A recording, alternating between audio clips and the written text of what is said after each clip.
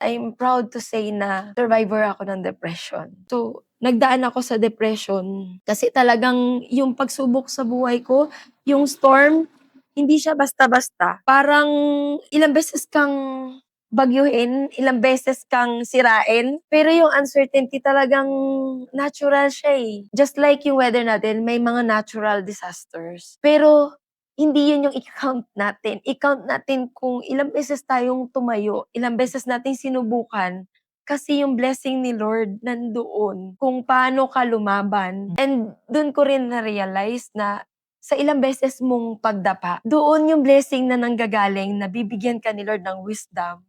Mga tao sa paligid mo, tutulungan ka niya paano ka bumangon ulit. At dun papasok yung kabutihan ng puso natin. And I'm proud to say na survivor ako ng depression. Pero nakikita ko yung anak ko.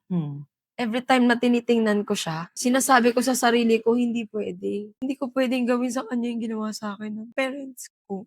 Ayokong i-abandon yung child ko kasi ako lang yung meron. Yeah. Hindi ko siya pwedeng pabayaan na nangyayari sa kanya kung iiwan ko siya. And sila yung nag-open ng mind ko na try hard to open up.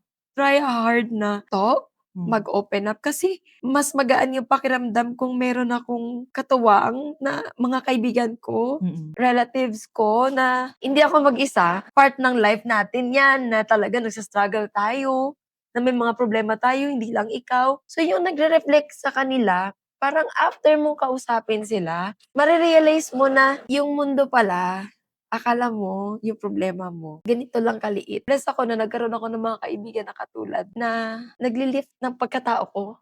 As a woman, yung community ko sobrang healthy. And then after nun, naki-clear yung mind ko. And yun siguro yung pinag-pray ko kay Lord na bigyan niya ako ng circle na gagamitin niya.